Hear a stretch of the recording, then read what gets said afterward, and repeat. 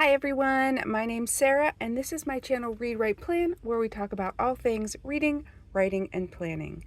So today what I want to take a look at is my two options for my everyday carry and basically for my main planner. I talked a little bit about both of these in my Planner Chaos video, where I talk about how I went from this giant planner at the beginning of the year and downsized to a smaller planner, and now I'm trying to decide which of these planners I want to make my main planner and my everyday carry. So what I want to do is I just want to kind of flip through them both, talk about some pros and cons, some things I like and some things I don't like, and maybe you guys can help me make a decision on which planner to stick with, because right now I've sort of been setting up both. Okay, so just looking at them, you can see that they're sort of similar in size. They're about the same width, but this one is a little bit shorter, but it's also a little bit thicker. So they take up about the same amount of space. Okay, so I'm going to set this one to the side. We'll take a look at this. This is the Filofax Domino Soft in Pocket. It has this band which I really like. There's kind of a groove for it and little notches so it doesn't mess up the cover. I really like the way that fits.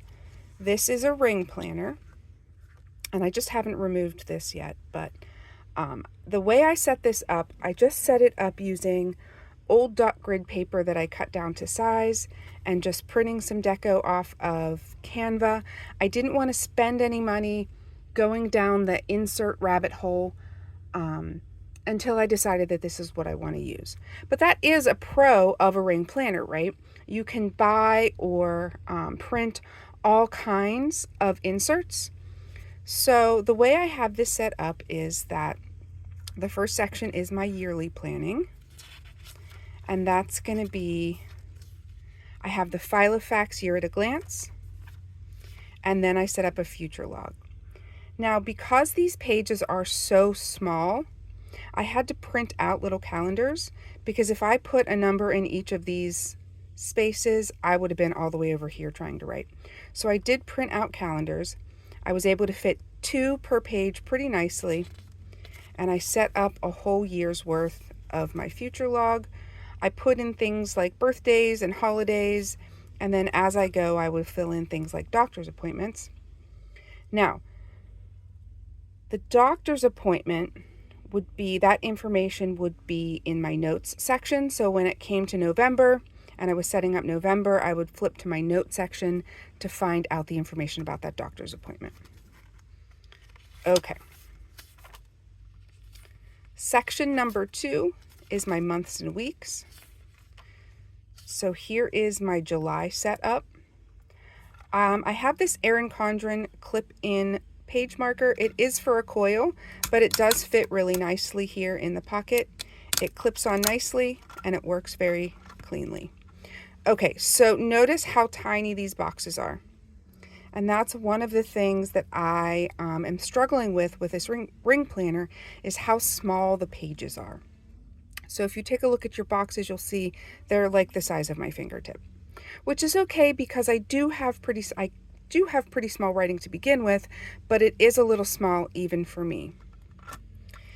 And then I have my weekly setup, and I wasn't really sure how I was going to do this weekly, so I figure over the next couple of weeks I can test out a couple of different ways.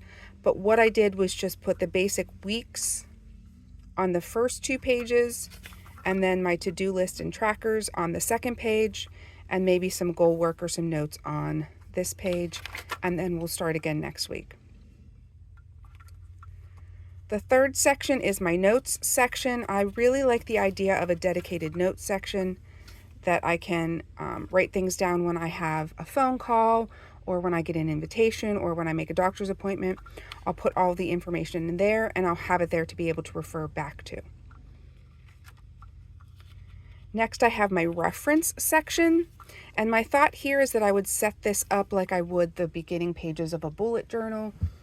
Anything that I would reference frequently or infrequently, So I'm not quite sure how I would use that yet. I don't have it set up, but that is where I would put reference information. I also put this here. This is the Filofax fold out for the year. I figured I could use this like a perpetual calendar and put birthdays and anniversaries, and this could just follow me through from year to year. The next section I have is my budget section. I have not set this up yet. Currently I'm doing budgeting in a different place, but I would like to have it all in one place. So I just sort of wrote down an idea of how I might use it. And then the last section I have for projects. And I really like the idea of the plotter folders where you're able to section off kind of projects. So all I did was I took some vellum and I punched it and folded it over. And I figure I could use it like this. And then when I wanted to work in one of these sections, I could fold it over, work in the section nicely, and then just kind of put it all back together. So that's kind of like my 3 projects that I have kind of going on right now. And then I just have this little deco at the back and a little pocket. It has a nice stretchy ring loop or pen loop, which is pretty low, so that pen fits really nicely in there. So that is my Filofax pocket. Okay, let's check out my other option. This is an A6 Midori notebook, and I have it in a leather cover from Amazon. This is not an expensive cover. I hesitate to purchase an expensive cover because, as you can see, I don't know if you can see this on camera, but I'm not gentle with my planners. So they do get messed up, and I'm okay with that. But, you know, as much as I would love to buy the Midori goat leather cover, I can't see spending that kind of money on something that I'm just not going to baby or be too afraid to use. Okay, so I just put a little bit of deco on the front. Now, I really liked the way the deco turned out in the ring planner, so I tried to recreate that a little bit in here. So I just printed off the same things from Canva and glued them in here, which doesn't feel quite the same, but at least gives me that idea of having those pages. And I set it up kind of exactly the same. Here's your future log. I was able to fit 3 months on a page, and I was able to write them out because there's plenty of room. These pages are much larger. I like the paper. I wasn't sure I was going to like this Midori paper, but I really ended up liking the paper. It's a little bit of an off-white. It's a little bit thinner, but I'm really enjoying this paper. And then I had set up June, and I was doing my weeklies like this with notes down here. But I do like that idea of a dedicated notes section, so I did sort of make one, and we can take a look at those in a minute. There's my July. I changed the setup a little bit. Instead of putting the notes here, I put goals here. This is just an old Hobonichi notebook cover that I'm using as a bookmark. And so I did, because I like that idea of having separate sections, I tried to make a notes section, a reference section, and a budget section. I'm not sure how that will work. I'm going to give it a shot and see how I like that. So I'm thinking that this notebook will take me about 6 months if I use it. If I dedicate this as my main planner, it will last me about 6 months. Okay, so let's talk about pros and cons. So, things I like about this notebook. I love the idea of separate sections. I love how easy it is to put in decorative pages.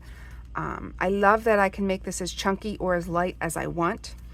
You know, once I finish a month, I can take it out and put a new month in, or I can leave more in to make it chunkier.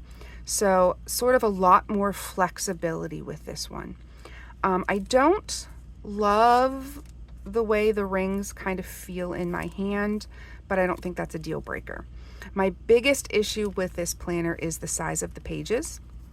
Very, very, very tiny pages. So that makes, like I was saying about the months, that makes everything smaller. So I'm going to play with it and see if I can live with it. I'm not really sure about that as it stands now. But in my head, this one makes way more sense for me. Having everything together, having all the different sections, being able to really make it flexible and change it if I find something I like a little bit better. So in my head, this one makes a lot more sense. However, for some reason, I keep being pulled back to this one. I like how sort of slim it is and compact it feels in your hand. I love the paper. I love the grid paper, which I could always use paper like this in here. I know that. And I do like the idea of a bound book. The sections are a little bit odd the way I have it. Like I had to count out pages. I don't know if it's going to be the right number of pages. I might have too many. I might have not enough. But I tried to count out what I thought I would need and what I thought I would need for 6 months here, and then kind of break the rest up. The pen loop isn't as nice. It's not stretchy and it's higher, so the pen doesn't fit in here quite as nicely. It doesn't have any sort of closure, so if I went with this one, I would probably have to poke a hole in here and add some traveler's notebook string so that it closed just like this one. So I feel like this planner has my head and this planner has my heart, and I just don't know where to go from here. So let me know what your thoughts are. If you saw something that made sense to you, or if you have other ideas for how I could use these planners, let me know in the comments. Otherwise, I hope you like and subscribe and come back and see me on the next one. Bye.